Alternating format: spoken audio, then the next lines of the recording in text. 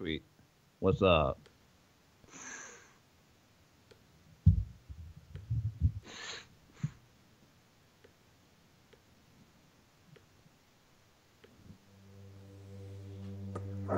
Sammy Baugh, though 36 years old and with 15 seasons of full competition behind him, gives no signs of nearing the end of his amazing career. Art Monk is now number one, the most prolific pass receiver in the National Football League's history. Touchdown, Washington Redskins. This is Harry Hog Football, the original Redskins fans podcast. On today's show, if you can hear us, we talk about the game between the Washington Redskins and the San Francisco 49ers and how the Redskins almost blew it. But they didn't. Just like we're almost going to blow this podcast, but we're not. This is much more live with Aaron and John. Yo, what's up, y'all? Dude, seriously. Excellent! All right, I do not have YouTube up anymore, but can they hear you now? Is my question. I hope so. I'm working on getting that up right now. Right now. Yeah, I hope they can too, and I hope they can see us and hear us, and I hope they're pumped about that win, even though we barely squeaked by. But before we get into all that again, for the second time, due to the most technical difficulties we've had since episode 429, which was 6 episodes ago. I would like to give a shout out to our benevolent sponsor, Mr. Desmond Seeley, and you can reach him at Desmond Seeley 2 on Twitter. During any Redskins game, he's on there, willing to chat or tweet or whatever the proper nomenclature is. Because Desmond Seeley 1 was hacked. And if you want to tweet us, we are Harry Hog. Harry Hog. Just like John's Skype account was hacked, or Microsoft just decided they didn't want to let it work anymore tonight. Whichever. Yep. Well. What's that burning smell? I'm serious. Now my house is going to burn down, and that's going to prevent us from doing the podcast. I'm like, oh my goodness gracious me. Is my house on fire? All right. I can attempt to reopen YouTube and see if people are, I don't know. They are. They can hear us? They said it's loud and clear. Oh my goodness. I don't freaking believe it. Yep. So yeah, the Redskins are 3-2. Dudes pull off a great quarter and a half, just like the game before where they were kicking butt and everything. And then I believe you said something about Jay Gruden S-ing the B. Did you hear that? No. Did you fart? No, I tried to go to the YouTube feed and it started playing and it was like 5 seconds behind us and I didn't know if it was feeding back through the podcast. Oh my. Oh, but anyway, I found it always does that. I have to pop out the chat so that I can see people and then I can actually close the video here. Okay. Pop out the chat. So now I can see what people are chatting about. Okay. Mr. Greener D, welcome to the chat, and RPG Cadre. Somehow they both didn't have anything better to do except for wait for us to get our crap together. Which is awesome. Thanks for being on here and listening to us.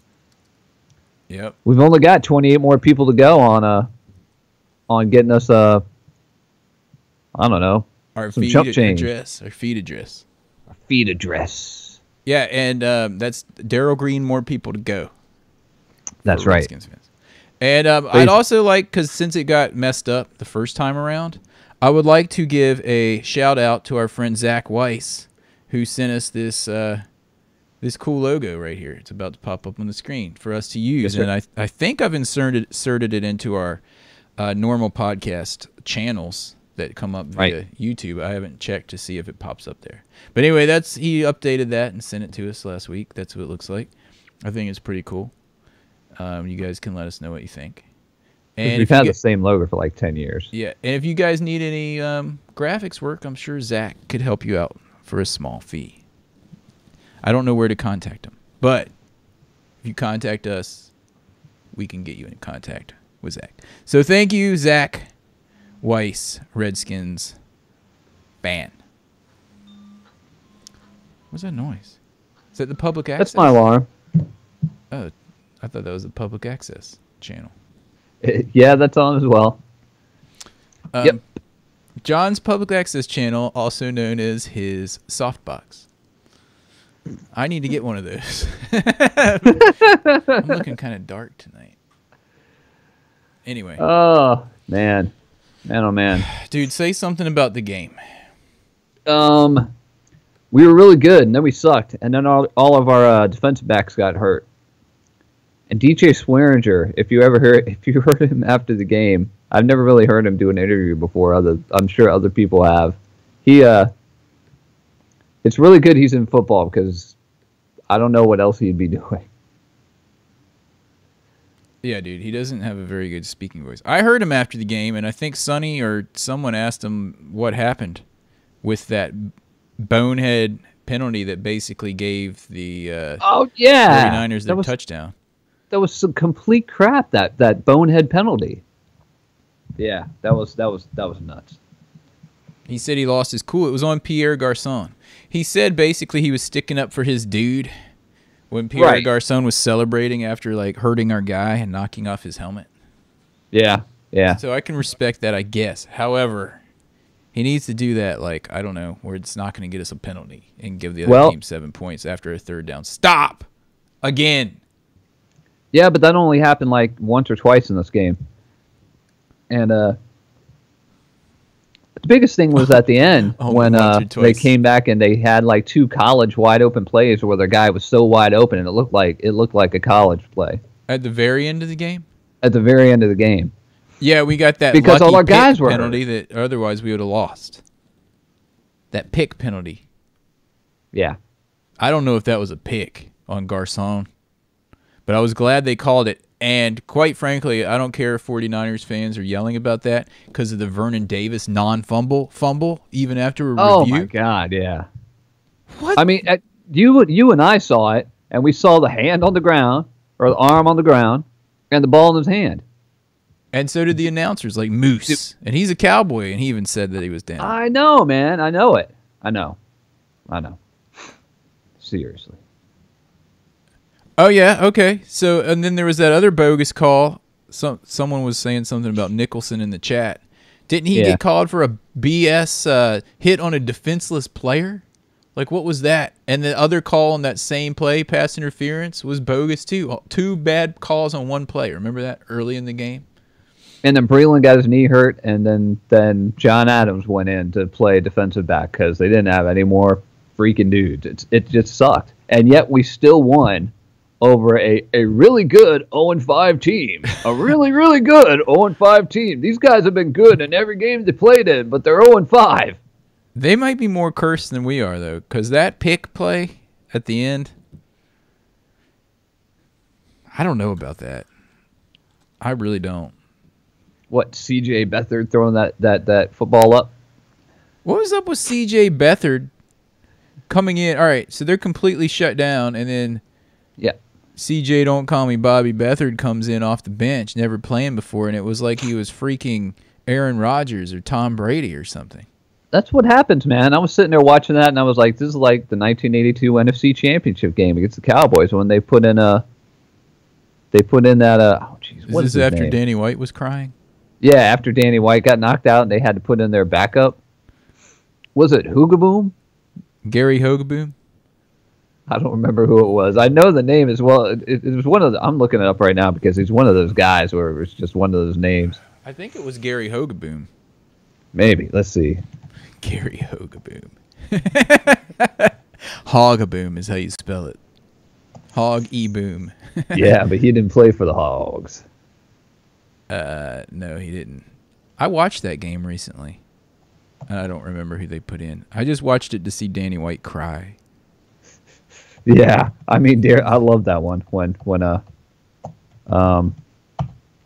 Dexter Manley comes running in and he looks like a ghoul, like from Scooby-Doo. Yeah.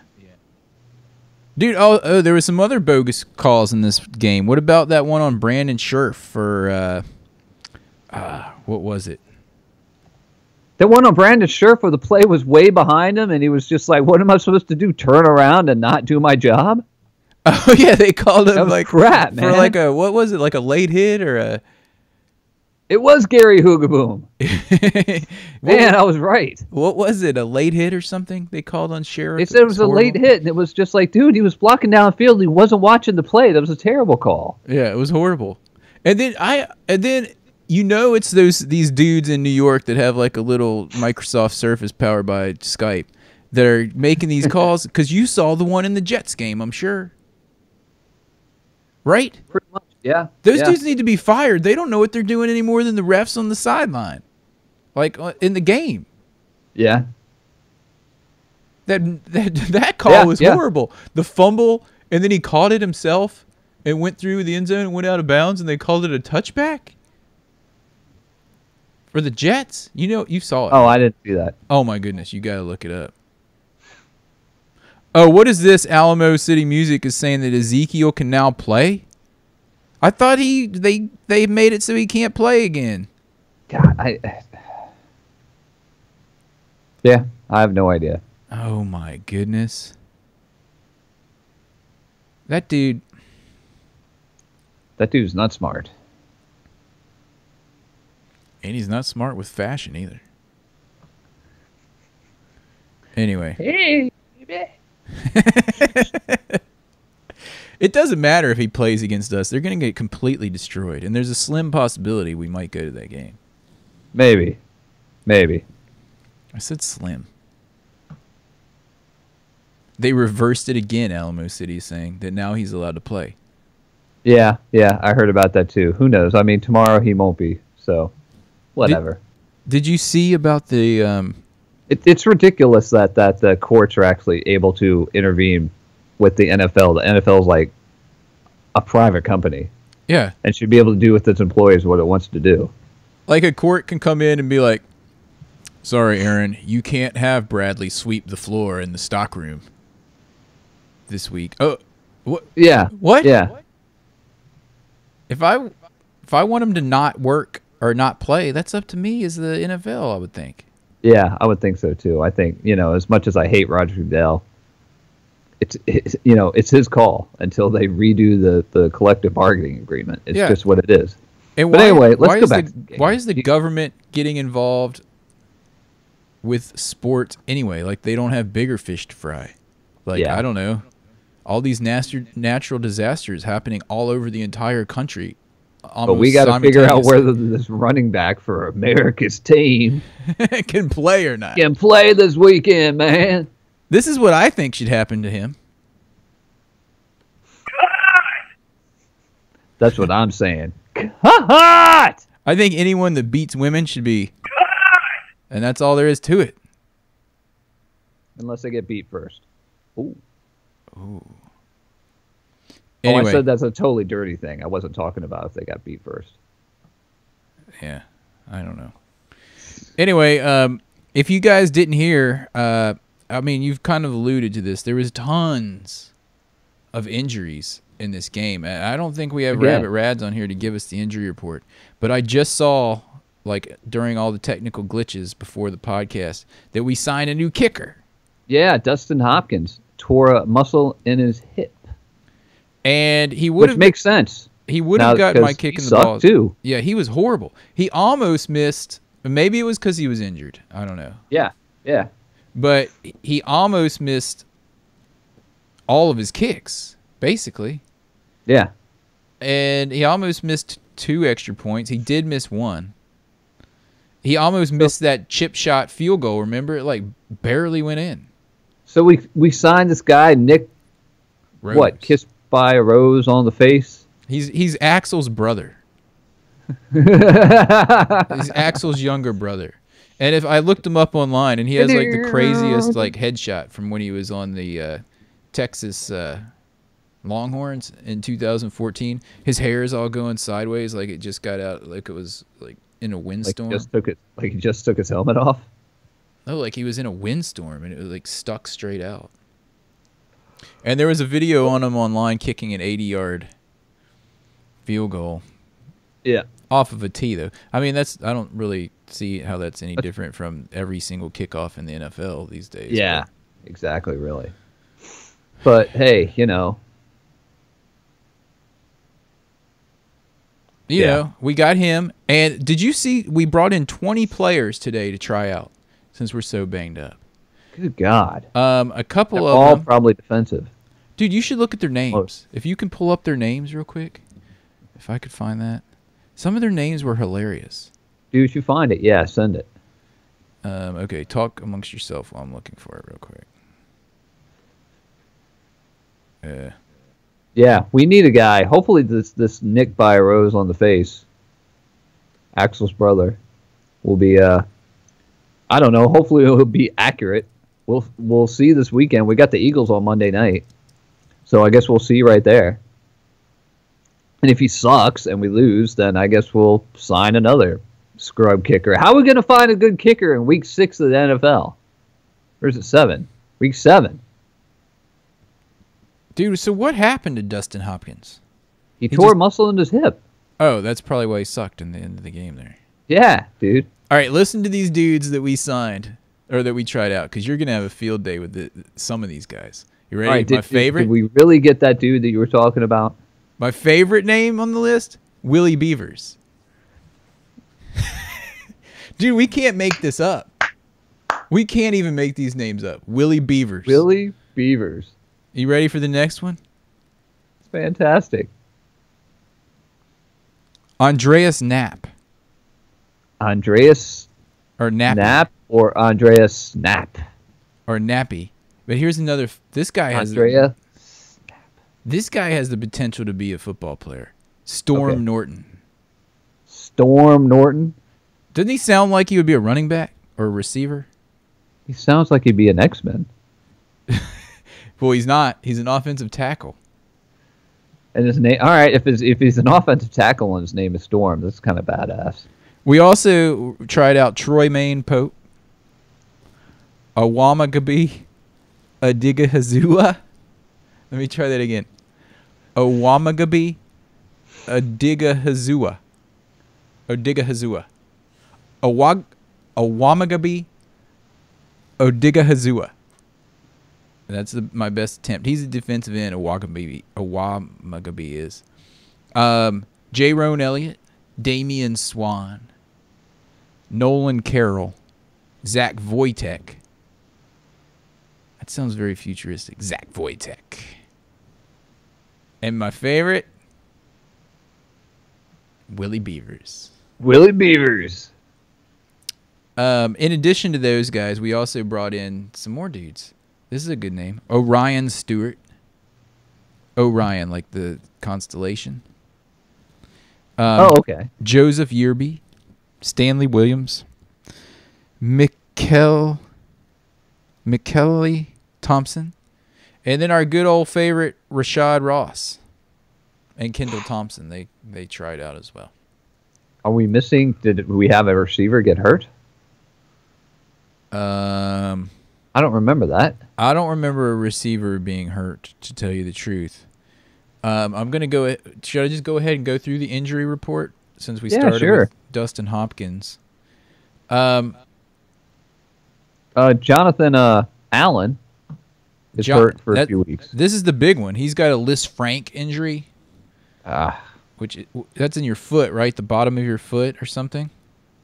Maybe. It's something in your foot.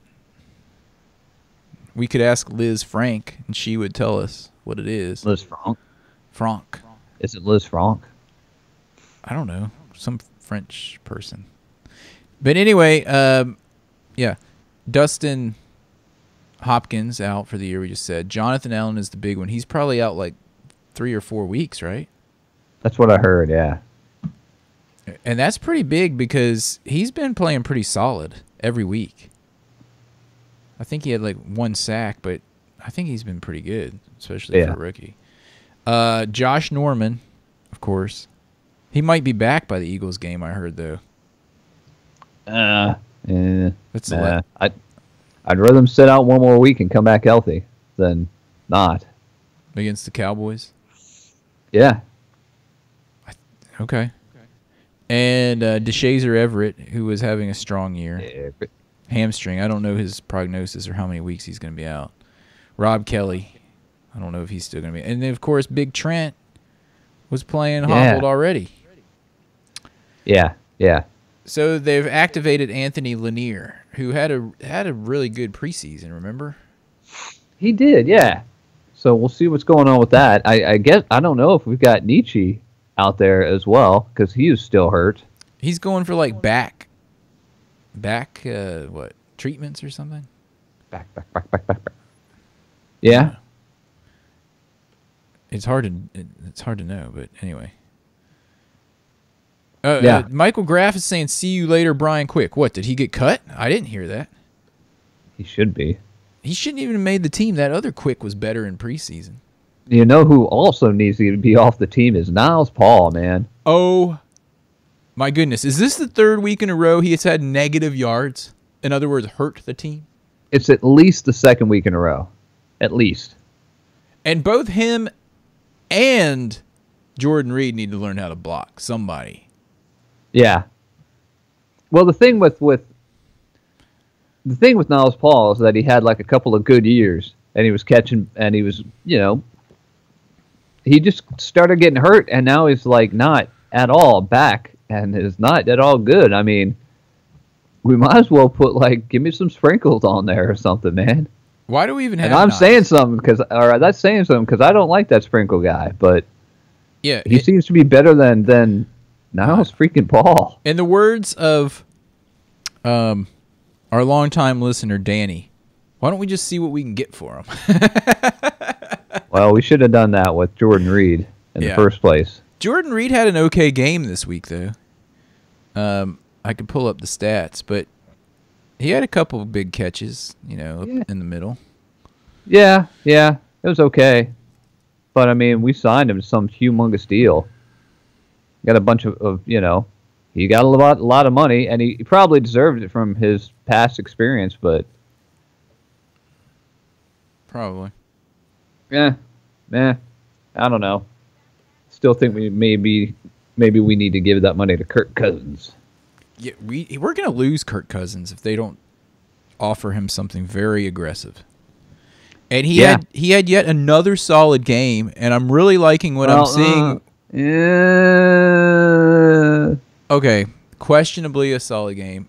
Stats wise, he overthrew people like 6 times in this game. I know, but the whole game he was overthrowing people. I'll agree with that. How about a mixed game? Because even with those overthrows and that horrible interception, you didn't quite catch it, let me throw it to you again on the next play. Yeah. Even with those, he still, listen to his stats, dude. He still was 25 of 37 for 330 yards and 2 touchdowns and only one of those picks. He ran one in, and I really like what I'm seeing him do with his legs. He's running when he has to. And that one play at the goal line, even though I think Jay Gruden had yet another horribly mismanaged game, that was a pretty awesome call in that situation because I wasn't even expecting that. Yeah. We get inside the 10 and we suck. Have you noticed that? I guess everyone kind of has a hard time from that close in because the defense has to not cover as much ground. Yeah. But we seem like worse than most. I don't know why. It's like... There was one point at that when we were inside the 10. It might have been right around the 10 or something, and I was just texting you, and I go, "Here comes the fade." Did they throw one? Oh, yeah. But it was so overthrown. He wasn't even in the end zone, grabbing it. Michael Graff comes up with a good point in the chat. Chris Thompson is padding Cousins' stats, and that's so true because he takes these little screen passes and runs them for 30 yards. Yeah. He went over 100 yards this week, I think. Yeah, he did. Yeah. Chris Thompson had 16 rushing attempts for 33 yards and 4 catches for 105, so that's 138 all-purpose yards. Yeah, he had that really long run he was going on. I thought he was going to get away from that guy, but that guy from San Francisco's defense just caught up to him. Yeah, basically. Have you noticed that? Like, I think like Chris Thompson's rookie year, if he would have got that, he would have been gone. It's like he's lost a step or something. Yeah. I mean, he has had some injuries, right? Like, was it his knee? Yeah, I mean, I'm sure he's not 100%, and he's getting played more than he probably should for his size. But yeah. Vernon Davis had yet another strong game, even though except for that fumble that he didn't fumble. Yeah. He was down. Dude, all I know is that this year we totally beat both of our former coordinators that left the team. And normally the Redskins would lose to those guys. So we're not doing too. We're not terrible. Yeah, and the Rams are actually pretty good. Yeah. I don't remember what they're. Did they win? They might have the same record as us, is what I'm saying. Yeah, they beat the Jaguars. So I think they're 3-2 also. Maybe. I'm thinking. Maybe. I mean, VD is having a strong year. Well, dude, who doesn't want some VD?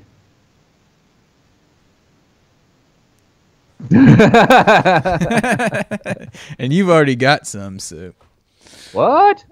I'm just kidding. I think.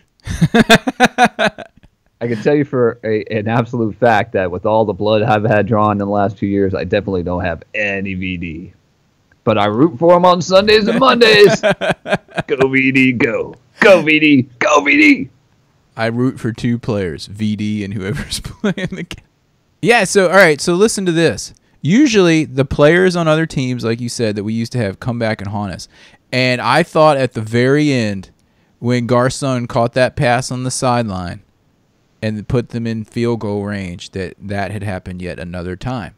Yeah, but then on the very next play, he got that BS penalty to push them back out of field goal range, and I was like, maybe the curse has been broken. I don't know. I don't know.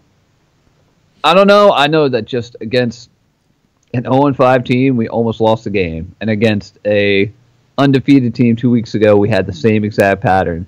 And we totally lost that game. Mm-hmm. But we could have won it. Yeah, we could have. So we can stick with anybody. Did we turn the corner? We're contenders now. Yeah, we can stick with anybody. As in, if we get a lead, Jay Gruden changes it. And I never... Was that the first time we attempted the podcast? I started to talk about that? Maybe. You were starting to, yeah. Well, anyway, okay. So what I was getting at then, we were up 14-0, and that's when all of a sudden Kirk Cousins starts throwing these bombs down the field. The one that was almost intercepted. Yeah. And then the other one that was. Like, what was going on there? I don't know. And I don't know if it was, I mean, he's going to take the responsibility for that, but I don't know if he's trying to blame people, blame receivers, or, you know, I mean, it could have been receivers running bad routes. It could have just been he had a case of the overthrows. He did all day. You were totally right on that. Yeah. But, and then my dog got in there finally, Mac Brown. They only ran him one time, and all he did was churn out 11 yards. And then they benched him? Yeah. 11 on one carry. I will say, though, we do have a lot of weapons. Have you noticed this? There's so many guys that get passes and runs on this team. I think Mac Brown got what did he do? Get like a swing pass or something like that? I can't remember. I thought he ran it. It might have been a swing pass, so maybe. All I'm saying is we don't have any dudes on our teams except for Chris Thompson that stack up stats because he spreads it around pretty well. Yeah, everybody gets some, but nobody seems to get a lot. Which is kind of cool because, all right, Chris Thompson. As long as the players are cool, then it's kind of cool. As long as you don't have a Deshaun, it's just like, throw me the damn ball. Yeah, like no one had more than 4 catches, for example, in this game. However, we had two players with 4 catches and 1, 2, 3, 4, 5 players with 3 catches. and a couple dudes with one. And if Josh Doxson's one was a touchdown. So if you're throwing it around to all these guys, the defense doesn't know who it's going to. Whereas on the freaking Giants, it's going to go to freaking, what's his face? Well, not anymore because he's injured. But, Odell. You know what I mean? There's some teams where you're like, let's cover this guy, and then we got him stopped. But on our team, at least, there's so many different dudes it can go to at every different position. Tight end, we have multiple good tight ends.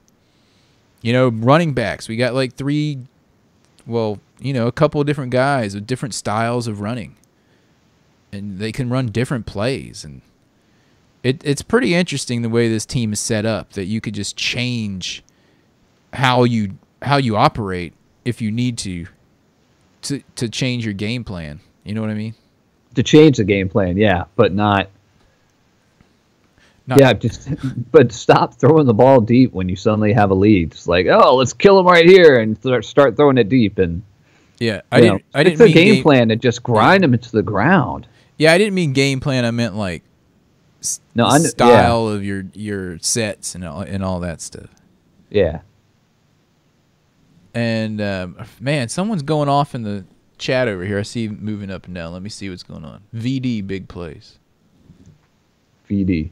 Let's go. Yeah, Dox, I do have to say, Doxson came back in this game and got the touchdown, first touchdown of the game after totally getting the nickname Josh Dropson last week. And then we didn't see him again. He had one catch. Yeah. Good job, kid. Go sit down. Yeah, I mean, and it was the same way with and it's kind of cool that they can change it up this way. A few weeks ago when Chris Thompson had the huge game, like 200 yards or whatever, was it against the Chiefs? And then the next week, of course, I went out and drafted him. Like, oh man, yeah, he's going to be our guy. But the next week, he didn't do anything. Remember, we threw it to other dudes. So week to week, teams can't game plan against one guy. You know what I mean? Like you said, they can game plan against one guy, and then they'll cover that person, and we'll just pick somebody else out. Yeah. Which is cool to be able to do that. Yeah. Michael Graff is in here talking about how he doesn't think that Reed is 100%. Yeah, I think that's a good point. And you'd rest him until he was. Dude, he's never 100%. He's been on the team for, 3 or 4 years, and every year he's injured. Yeah. You should have traded him. I said we should have traded him. I still say that.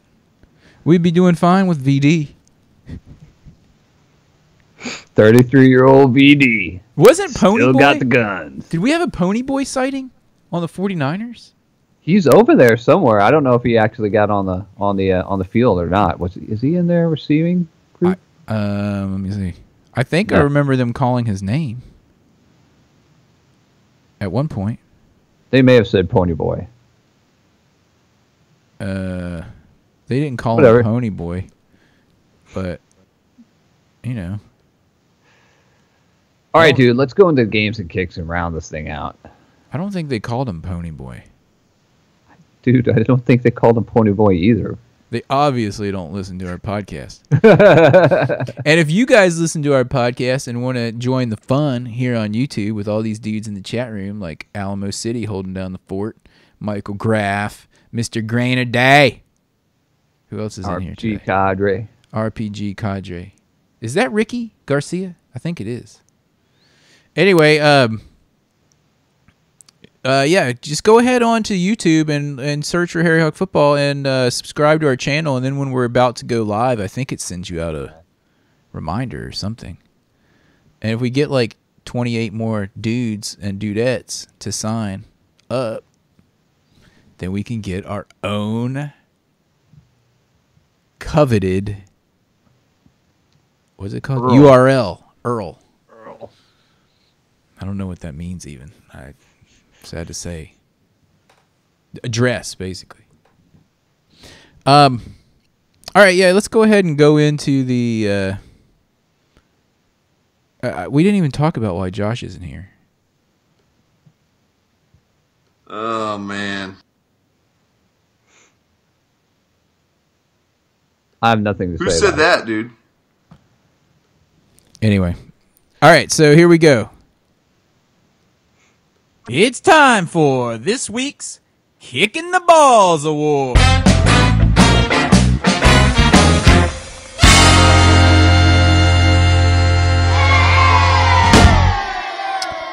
Kicking the Balls Award. I know who My mine's kicking the going ball to. goes to Grant Paulson. Oh, I mean Ponyboy Paulson for not making it on the field. He's not on our team anymore, dude. Oh man.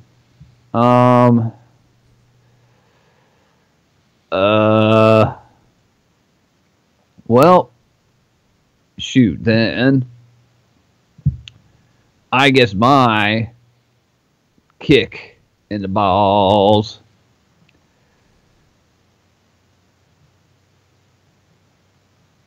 Crickets. Yeah, I don't know if I have anyone to. I'll give mine to Mac Brown because he had one catch for 11 yards and 2 rushes for 3 yards. And you think he's the next best thing to John Riggins? He's a lot better than P. Rind. Although there I was don't think one, he is. there was one run that P. Rind had where he turned on this burst, and I was like, "Whoa!" He got think past the first guy, jumped over to the left, and turned on this burst where I thought he was going to get like 2 or 3 yards, and he ended up getting like 7 or something. I think he's just going to get better and better. Okay. He's a strong dude, man. All right. Mac Brown is too, though. I think he's good. So I need to give it to somebody that really needs it. Swearing here. Man, I'd really like to, but he had he kept himself from a big hit on that next play or that play late in the game, so that was good. That is true. Yeah. Mine's going to Kirk Cousins. He overthrew people like 6 times in this game. He was just overthrowing people like crazy. I give mine to Kirk Cousins. Okay. Peanut Gallery might have something to say about that. Anyway, I'm going to give mine to, and I didn't even discuss all of why. I'm going to give mine to Jay Gruden for bad clock management. That game should have been over at the end. Remember when the 49ers faked that injury with like a minute and something left and that dude went down, and I was like, dude, he's faking this injury so they get a free timeout. Remember that? Yeah. With like a minute and 35 left or something? I thought it was like 3 minutes and 35. Okay, well, whatever. It was at the end of the game. Because at that point, they would have taken a timeout away from him or something like that. Or something. Yeah, they would have taken a timeout away. But anyway, remember that? And then, okay, so after they got the player off the field, and the Redskins came on and hiked the ball with 20 seconds left on the play clock, with the play clock running after they wound Oh, the dude, clock. this was at 4.5 minutes. Okay. You were talking about, because I remember specifically looking at that. And I was like, dude, it's getting close to the end of the game. You need to be like running out the clock as much as you can on every single play, and they never do that. They never do that. Aaron Rodgers does that all the time. Yeah. Tom Brady does that all the time. And it always matters. We get down to the end of the game, and if you would have taken that 19 more seconds off, it wouldn't have been that much of a nail biter. Yeah. They never look at the clock until there's like, oh, there's under a minute left. We better pay attention to the clock. You need to be paying attention to the clock like the whole second half of the second quarter and the second half of the fourth quarter at the very least. Yeah. And figuring out what the scenarios are. You should have dudes that can do that. If the head coach can't do it, you should have guys that are like, tell them to run down the clock. They need to give that job to Little Juice, man. I don't think Little Juice has the ability to tell you the truth. They need to give it to someone smart with brains, not brawn, like Little Juice. Not that he's dumb. Not that he fits the stereotype. I don't know him. But I'm just saying there was other times. There's so many times where you're like, dude, Gruden, what are you doing? And it really annoys me when they don't go for that first down there at the end. It happens so much. Like, they could have run a low-risk play, like a little swing pass or something. Instead, they run it into the middle 3 straight times. It's like, if you get 8 yards, you've sealed the game. Instead, you're going to run it 3 times up the middle, punt, and hope that your defense, who's been decimated, and we don't even know the names of some of these cornerbacks, can hold them after they storm back from 17 down. What was that guy that tried out today? Willie Beavers. Willie Beavers. Willie Beavers. He's a safety.